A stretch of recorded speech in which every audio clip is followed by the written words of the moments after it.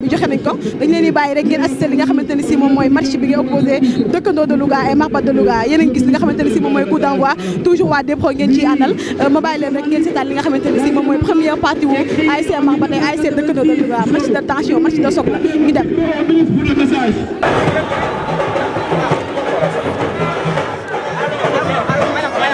Merci beaucoup. Tous les disparus. La minute de silence à l'endroit de tous les disparus. amaguñu feuille de match bi lu toll ne phase nationale dana war na photocopier feuille de match yu bëri jox ko presse bi mais ngay am ay photo di photo ay feuille de match ak yooyu c'est pas professionnel. On n'a pas encore la feuille de match mais on va essayer de travailler avec les moyens du bord. Voilà et c'est le coup d'envoi. Dans un instant Marbat ñoom ñooy joxe ñu ngi sol maillot yu verte bas yu verte flottant yu verte dëkkandoo seen maillot croisé la ñu sol yin daan sol ci ginnaaw bleu bas yu bleu culotte bi am ay damier damier jeex na bal ba tàkk na day door ci camp yi wala côté gauche mu génn ci touche joueur Marbat bi c'est Cheikh Falwar. Et j'ai vu aujourd'hui Ablaye Diallo l'ancien du Ndiambour de Louga. L'ancien du Ndiambour de Louga, Ablaye Diallo, latéral gauche du Ndiambour, qui s'était blessé, moo tax joué wul ci saison bi passée. Attention, Dëkkandoo qui fait la faute sur le joueur de l'ASC Marbat. Sur le joueur de l'ASC Marbat et c'est le premier coup franc de cette partie. C'est le premier coup franc de cette partie pour l'ASC Marbat de Louga. Voilà, door ci camp ya day jël bal bi déviation c'est le Marbat dans la zone du Dëkkandoo. Attention, il va partir jeexagul la faute oui coup franc pour le Marbat dans l'ultime dans la première minute de jeu. La première minute et le Marbat qui obtient un coup franc justement dans l'entrée de la surface de réparation, début gardé par Edgar Maliman, le portier de l'ASC Dëkkandoo. C'est un coup franc important. On va suivre cette faute. Intéressant de l'ASC Marbat. On n'a pas encore la feuille du match jusqu'à présent. Amaguñ feuille de match bi. Coup franc baa ngi noonu jël na élan. C'est le dossard numéro 8. Il va tirer directement. Edgar Malima non, il va laisser, il va tirer. La ilaha illallah. La ilaha illallah. La ilaha illallah. C'est le but. Cheikh Falwar. Cheikh Falwar qui ouvre le score. Cheikh Falwar qui ouvre le score pour le Marbat. 1 but à 0 à la première minute de jeu. Et la ilaha illallah. La ilaha illallah. 1 minute de jeu. Le Marbat lakk nañ kër waa dëkkandoo yi. Coup franc bi waxoon naa leen baaxul. Il faut veiller avec ces balles arrêtées. Il faut éviter ces balles arrêtées. Justement dans la surface de réparation, début gardé par Edgar Maliman, trempé. Et c'est le but. C'est le but. C'est le but pour le Marbat. Cheikh Falwar qui ouvre son compteur but, un joli but qui a trompé la vigilance de Cheikh Falwar, de Edgar Maliman. Dëkkandoo joxe nañu kokal Ablaye Chinois wàññeeku ba ci défense centrale bi. Ibrahima Ablaye Diallo qui fait un appel jox ko mu dellu njokk sa kaw. Day dem belle couverture de la défense de l'ASC Marbat qui sort la balle en touche pour le Dëkkandoo. 1 pour Marbat. Cey yàlla match ba nag départ ba day neex. Loolu mooy le déclic du match. Belle couverture de la défense de Marbat qui va se dégager. Artères yi ñoom ñoo nekk suñu kanam nii di dugg si. ASC Artères yi ñooy joué ak deuxième heure bi ak équipe réveil de Kaolack. Voilà. Et le portier de Marbat tranquillement bondel bal bi mi ngi sol maillot bu weex culotte yu weex bas yu weex raamal ndànk jox ko défenseur central bu Marbat bi mooy yéegee relance bi dafay baax ci kanam gisuma. Voilà la longue passe pour la tête de Papa Ndiaye. La faute bien arbitrée. Le joueur de l'ASC Marbat moo ko dës kooku di dossard numéro 7 bu Dëkkandoo. Appel ba day baax ndax gis na ko déedéet gisu ko door na ca kaw le portier de Marbat tranquillement qui prend sa balle tëdd ci suuf. Voilà le portier, la relance pour l'axe central, l'axe offensif mu génn dem ba ca kanam ndokk benn ca kaw da koy ñàkk Papa Ndiaye xeex nangu bal bi arbitre nee na joué Ablaye Diallo et c'est une faute pour l'ASC Marbar. On rappelle 1-0 pour le Marbar. Rapidement joué la défense Ibrahima Bey da koy jël yóbbu Kokala Soyibou la faute sur Soyibou et c'est devant.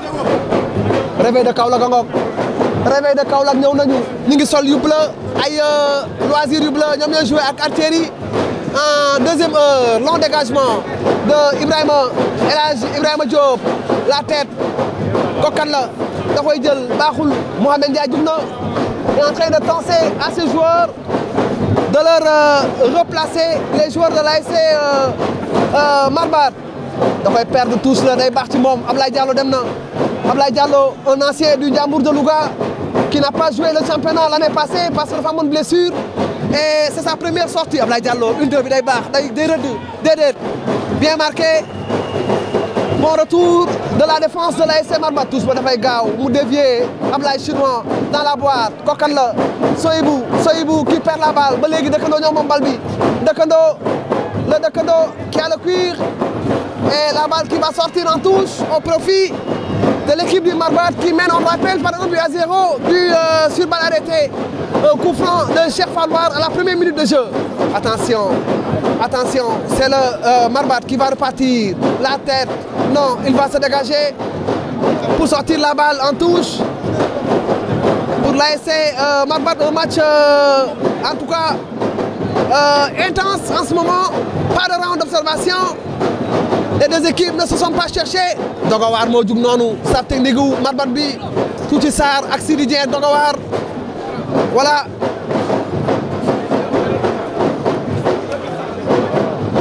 Voilà, rapidement joué le Marbar qui va repartir à droite pour le dossard numéro 9 du Marbar day dugg ci biir kooku la Ablaye Chinois moo ko topp mu jël bal bi dem ci milieu terrain bi Ablaye Chinois qui récupère la balle Ablaye Chinois à gauche la passe pour Ismaël Pouy une belle couverture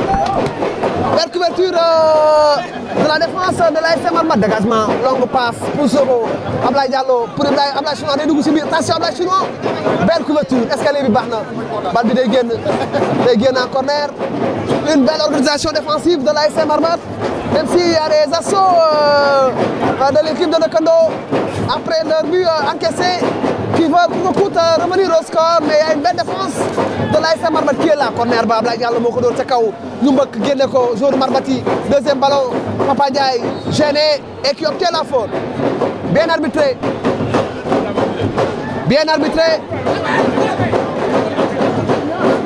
voilà un coup franc pour l'ASC Ndakando rapidement joué Soyibou la tête déviation l'arbitre ne dit rien lan la wax lan la arbitre bi wax penalty penalty pour le Ndakando penalty pour le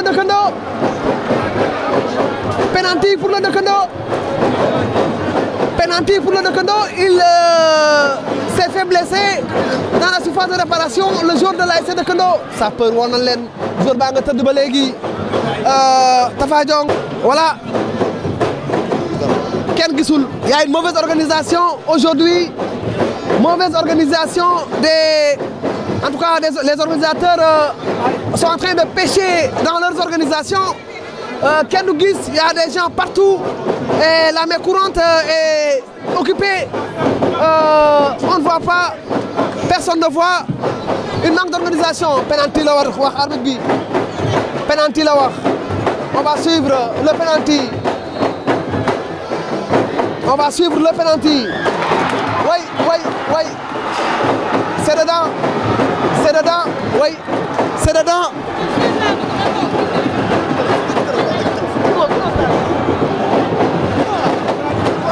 on ne voit rien damay mujjee taxaw ba duma leen seen yéen ci ginnaaw parce que gisuma c'est légalisation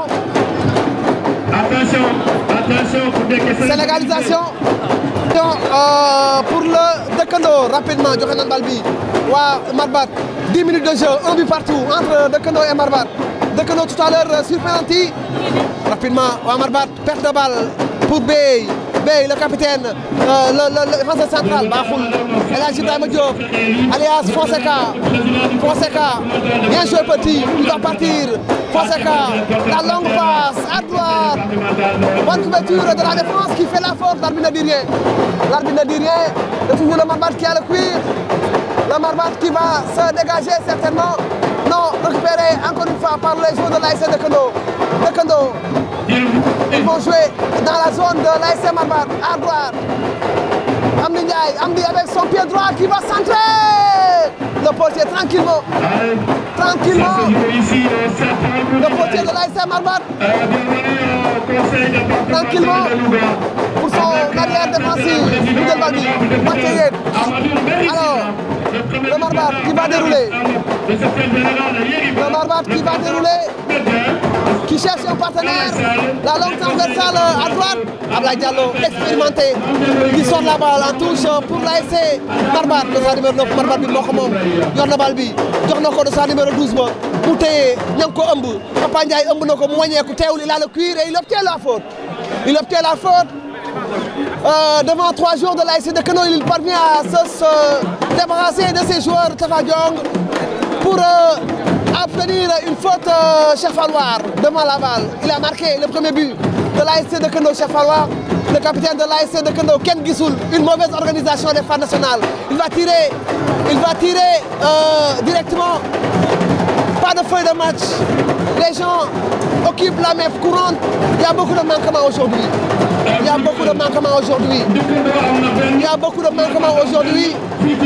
un but partout Edgar Mariman Tafa Diong mooy door bal bi le long dégagement du portier de Dëkkandoo la tête de Cheikh Falwar qui fait en même temps la faute sur Amdi Ndiaye Cheikh Falwar qui fait la faute sur Amdi Ndiaye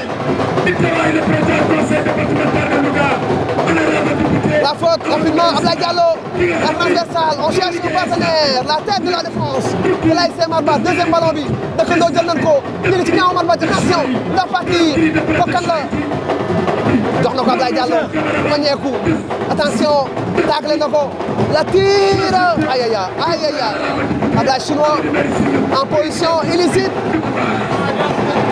Ablaye Chinois en position d'hors-jeu Ablaye Chinois en position d'hors-jeu rapidement on joue avec le portier de l'ASC Marbat pour le latéral gauche qui va faire la longue passe et il y a une faute oui la faute sur El Hadj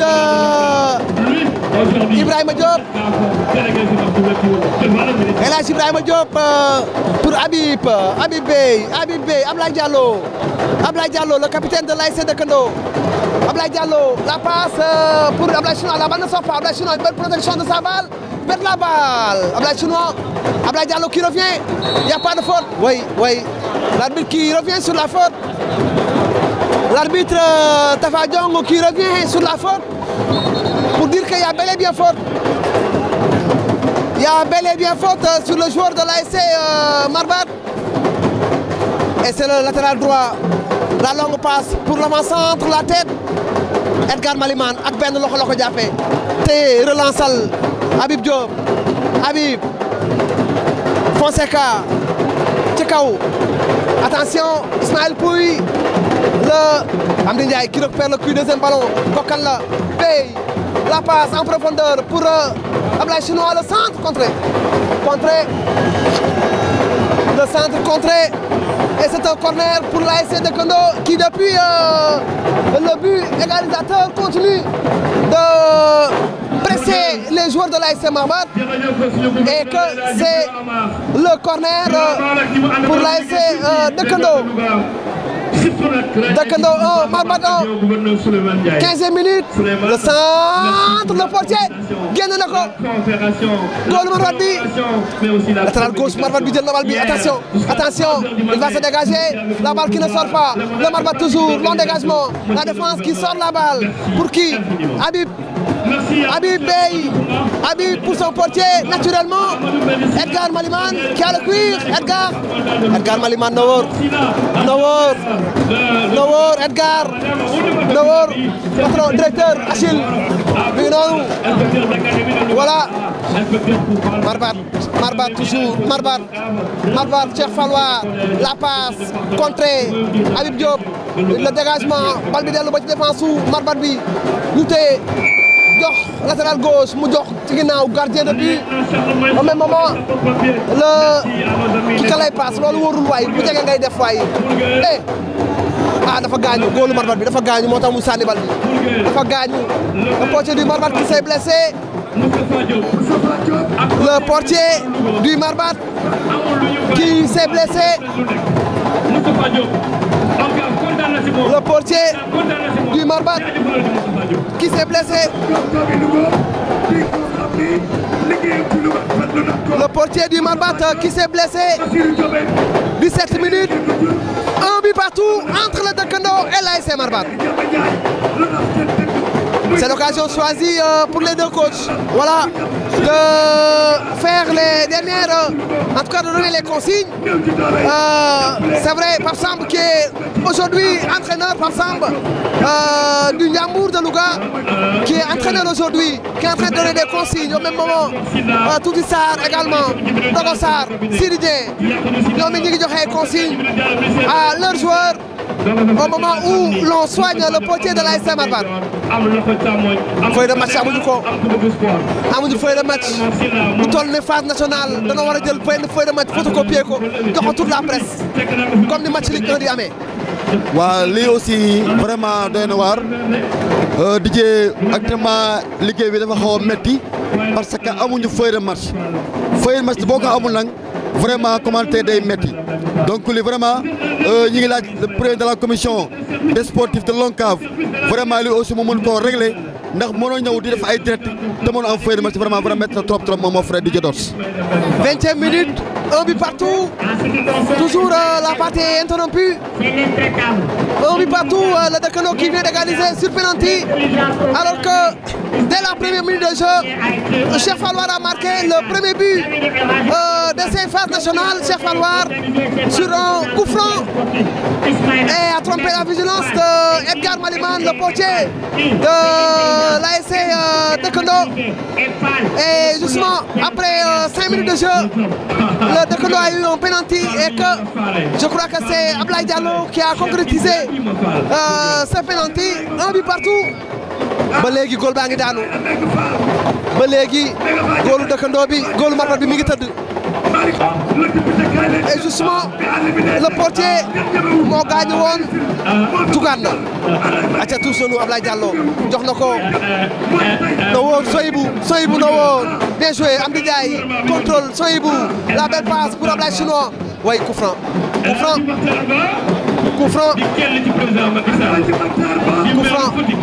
Ablaye Diallo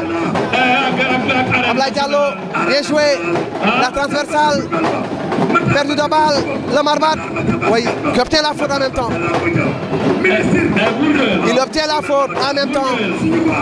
Cheikh Falloir bien joué, c'est la défense de l'ASC Marbat qui va repartir à gauche, perte de balle. Habib Beye qui se dégage très loin.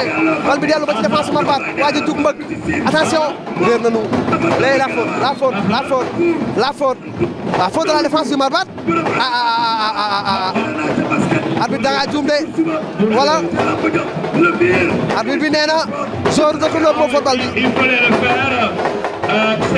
Arbitre bi nee na joueur Dekendo bi moo football bi.